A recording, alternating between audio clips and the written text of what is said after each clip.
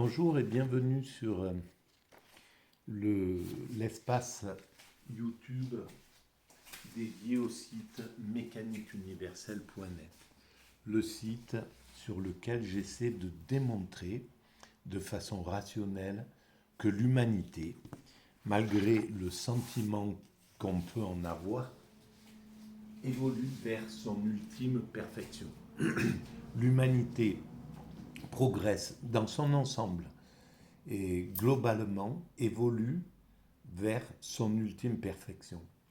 Alors évidemment, cette perfection indépassable concerne les siècles qui viennent.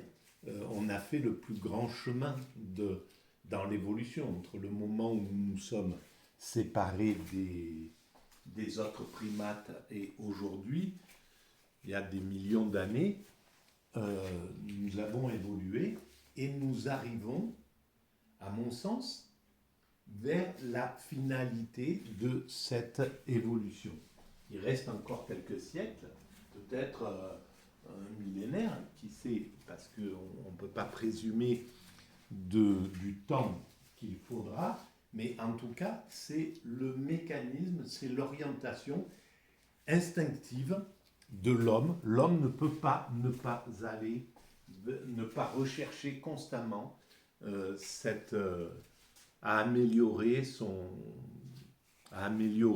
son comportement, la maîtrise de son environnement et la maîtrise de son questionnement.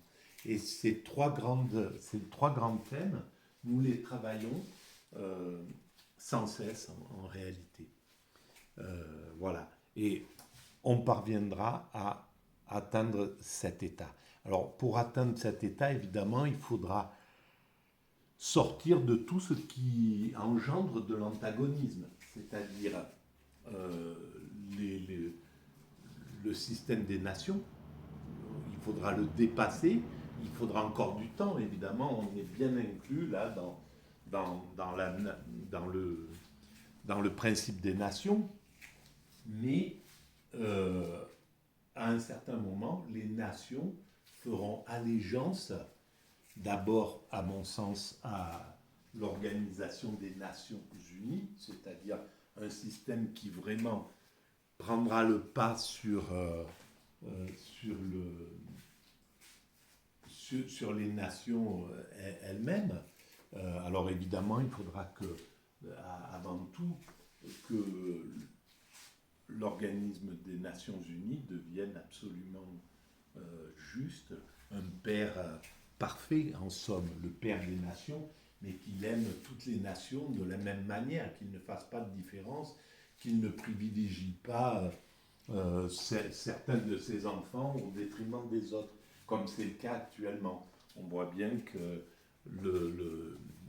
l'ONU est injuste. Voilà, c'est un moment dans son évolution. Voilà, je pense que quoi qu'il arrive, comme tout système, il est perfectible et il tend vers sa perfection. Et il atteindra sa perfection. Parce que l'ensemble des nations qui sont maltraitées ne vont pas le tolérer pendant des millénaires. Il y a un certain moment, l'indécence du fait que des groupes humains sont maltraités au vu et au su de toute l'humanité finira par obliger le système à se modifier. Voilà. Alors, ça c'est pour la base de mon travail en fait. Et pour démontrer cette théorie, je m'appuie pour ces vidéos sur des ouvrages que je rencontre de temps en temps, comme ça, que j'achète sur des vides-greniers. Et là, par exemple, j'avais acheté il y a très longtemps ce bouquin de cours de philosophie de Jean Nickel. Voilà. Et il a été écrit dans les années 80, tout début des années 80. Et donc voilà, j'ai j'ai commencé par le premier chapitre qui concernait la culture humaine, la technique, l'art, la religion, et j'ai sauté directement au dernier chapitre. J'ai fait le premier, le dernier. Voilà, c'est une façon de travailler qui vient de mon esprit atypique, parce que je dois le préciser aussi, cette théorie est le fruit d'un esprit qui apparemment fonctionne sous le régime de l'autisme Asperger. Ça serait ma psychologie. Voilà, les tests que j'ai faits pour l'instant en auto-évaluation m'ont conduit à cette idée-là. Voilà, alors j'ai fait la première partie, l'idée de civilisation, la deuxième, l'avenir et le progrès. Et là, on va entamer la troisième partie de ce dernier chapitre, le problème de la liberté. Alors, je vais commencer à lire, je découvre en même temps, et éventuellement, je digresse. C'est par excellence le problème de l'homme, le problème de la liberté, et de la valeur de la vie humaine. Nous l'avons déjà rencontré en étudiant l'acte volontaire, la conscience morale et la revendication du citoyen. C'est dans les chapitres intérieurs que je n'ai pas lus. Il peut s'exprimer en termes de métaphysique, d'autant plus insistant alors que le philosophe désire de la liberté une représentation qui ne soit pas en opposition avec les conditions de la connaissance. Or, si nous décidons que la connaissance n'est possible qu'autant qu'il y a des lois intangibles, naturelles, il apparaît difficile de faire tenir dans un même monde des actions nécessaires et des actes libres. Et oui, parce que selon ma théorie, la théorie que je défends sur la mécanique universelle, l'humanité va vers son ultime perfection. Et cette ultime perfection, non seulement c'est une perfection technique, évidemment, pour que l'homme puisse vivre son état de perfection psychique, organique, physique, dans un monde accompli, dans un paradis. Il faut qu'on ait fini de réaliser, de faire de cette terre le paradis qu'elle est capable d'être. Voilà. Si une fois qu'on aura réglé les problèmes écologiques et qu'on aura atteint un fonctionnement parfaitement écologique, qu'on aura fait en sorte que l'homme puisse se rencontrer, partir, être une sorte, que tous les hommes soient libres sur Terre, soient libres protégés, fraternels, etc., allant à la rencontre les uns des autres, et voilà, en fonctionnant de façon absolument fraternelle. Une fois qu'on aura réalisé tout ça, l'homme lui-même cherchera à atteindre cet état de bonheur suprême. Et le bonheur suprême, les philosophes l'expliquent, les religieux l'expliquent, les spiritualités ont déjà fait l'expérience de ce qu'est l'état de bonheur suprême. L'état, le plus haut degré de bonheur qu'un être humain peut ressentir, c'est l'extase, c'est l'éveil du côté asiatique. Ils vont parler d'éveil, de samadhi, de nirvana. Du côté occidental, on va parler d'extase, de béatitude, voilà, de joie au niveau suprême. Eh bien, c'est un état physique, en somme. C'est cet état d'extase. Et il n'y a que dans cet état d'extase, avec un esprit totalement vide, dépourvu de crainte, de peur, qui est en pure contemplation qu'on accède à la liberté absolue. Là, on parle de la liberté absolue, la liberté, le plus haut degré de la liberté. Il y a des libertés inférieures que l'être humain qui est qui construit l'humanité, l'homme constructeur, nous construisons, nous sommes en train de construire l'état de perfection qui, dans 3, 4, 5 siècles, sera atteint. Mais dans l'état de construction, on n'a droit qu'à des petites libertés. On n'a pas droit à la liberté, en somme, extatique, parce que l'extase, ça ne marche pas avec l'action. On ne peut pas être en action et en extase. En action constructrice, je parle. On ne peut pas travailler, faire, voilà, par exemple, là, je suis en train de faire ces vidéos. Mon esprit est en ébullition. Il ne peut pas être en contemplation et en extase. Je ne peux pas être dans cette position psychique et en même temps en extase. Et donc, l'extase, c'est quelque chose qui considère, l'extase, c'est le plus haut degré de la liberté, c'est le seul moment où on est absolument libre, où on atteint la liberté absolue, mais on a droit, en tant qu'homme constructeur, à des libertés, des petites libertés. Voilà, je suis libre là d'écrire, de faire mes vidéos, d'être tranquille, j'ai la liberté de circuler, j'ai la liberté de vivre dans un pays démocratique offre tout un tas de libertés.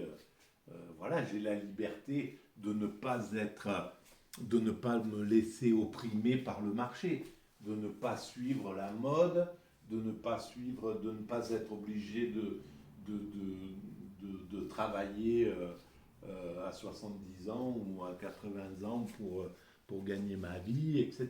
Il y a on a toutes ces libertés-là. J'ai la liberté de rien faire si je veux, j'ai la liberté, bon voilà. Toutes ces petites libertés, ce sont des libertés inférieures, on va dire, à la liberté absolue que l'humanité cherche à atteindre. Alors, je continue. Pourtant, l'homme, comme Descartes ou Rousseau, oppose le sentiment vif qu'il a de sa liberté comme irréductible à tous les raisonnements qui tendent à lui montrer qu'il ne cesse d'être déterminé par la nature et les circonstances. Voilà, alors, le déterminisme, dans cette liberté, en fait, l'homme constructeur ne peut pas accéder à la liberté, en réalité, parce qu'on est déterminé, on ne peut pas, par exemple, ne pas devoir épuiser chaque jour l'énergie dont nous nous sommes rechargés pendant la nuit. Dans la nuit, on dort, on se lève le matin et on a une énergie, si on n'est pas en état d'extase, si on est dans une vie normale, on a une énergie qu'on doit exprimer. Et on doit donc, on est mu par l'action. On ne peut pas ne pas suivre l'action. On ne peut pas être absolument libre de ce qu'on fait. Et en plus, tout ce que nous faisons est déterminé en réalité. C'est-à-dire que ce qui va se passer cet après-midi, par exemple, là on est en fin de matinée, ce que je vais réaliser, ce que je vais vivre cet après-midi, quoi que ce soit, quelles que soient les choses qui arrivent, même si par exemple une aile d'un avion tombe sur la maison, c'était déterminé. Parce que si par exemple c'était un événement comme ça qui arrive, qu'on pourrait imaginer comme fortuit, comme le lié au hasard. Non, si c'était ça qui se produit, par exemple, eh ben, cet avion, il est déjà en route, il a été mal vérifié, ça a déjà été fait, il passe, etc. Il arrive, quoi qu'il fasse, il passera au-dessus de chez moi et il lâchera une aile de son truc. Voilà. Si cet après-midi, je suis sur le chemin de Saint-Jacques, si cet après-midi il passe quelqu'un et qui vient me frapper à ma porte en me disant vous n'avez pas un verre d'eau, ben, cette personne-là, elle est déjà en route. Si cet acte-là se produit dans l'après-midi, par exemple, c'est déjà prévu, quoi, en somme. C'est quelque chose qui est déjà prévu. Alors, donc tout est déterminé. Donc il n'y aurait pas de liberté. Mais la liberté absolue, quand on atteint l'état d'extase, on est dans la liberté absolue parce qu'on est mu par... On a le cerveau vide et on est vécu par le principe créateur. En fait, c'est comme si Dieu, dans un état d'extase, le cerveau est... Il n'y a plus l'ego, il n'y a plus la personnalité, le je suis machin, un tel, etc. Tout ça, on a un cerveau absolument vide. Il n'y a plus que de l'amour qui se met, qui prend la position, qui prend la place dans le cerveau. Et donc, c'est en somme le principe créateur qui se vit à travers nous.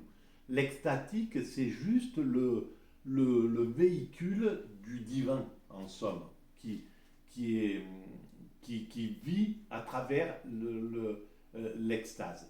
Et dans ce mouvement, évidemment, on est totalement libre parce que c'est Dieu qui vit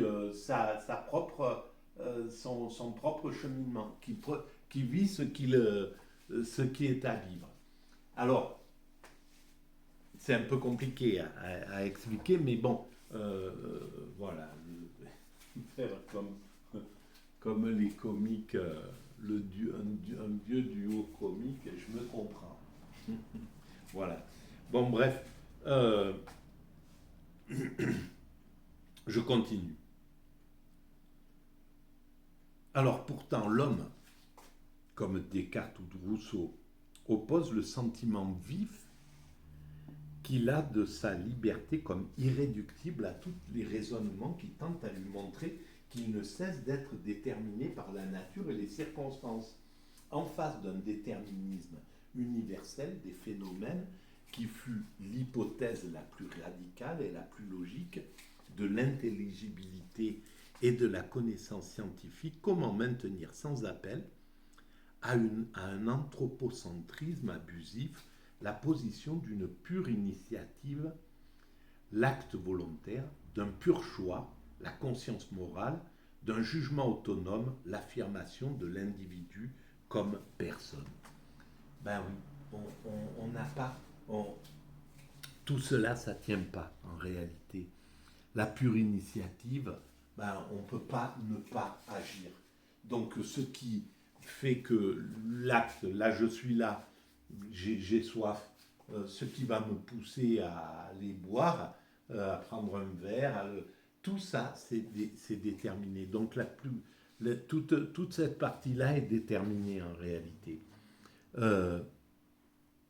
La pure initiative, le pur choix, la conscience morale, ce qu'on peut croire comme notre choix, bon, et on doit croire à ce choix pour pouvoir vivre l'humanité, on doit croire que j'ai le choix de ne pas aller voler le truc de mon voisin que j'aimerais bien posséder. J'ai le choix de le faire ou de ne pas le faire. Mais en fait, en réalité, ce choix va faire que moi, tout le parcours de mon existence va amener comme choix dans ma vie de ne pas le faire, mais un autre, tout son parcours de vie va l'amener à prendre, à faire cet acte. Parce que son acte sera déterminé par l'ensemble de son existence. Simplement, même s'il est déterminé, quand il va passer, si on passe au jugement, voilà, mon voisin me dénonce, je passe au tribunal, le tribunal va peut-être dire, ben, il a des circonstances atténuantes parce qu'il a été maltraité dans son enfance, il a vécu il a dû vivre telle et telle chose, etc. Donc on va tenir compte de cette chose-là, mais on va juger malgré tout l'homme. On va lui dire, il faut que, voilà, c'est quelque chose que la société interdit, donc vous allez devoir, vous avez une amende, vous avez du travail d'intérêt général, vous avez quoi que ce soit, voilà.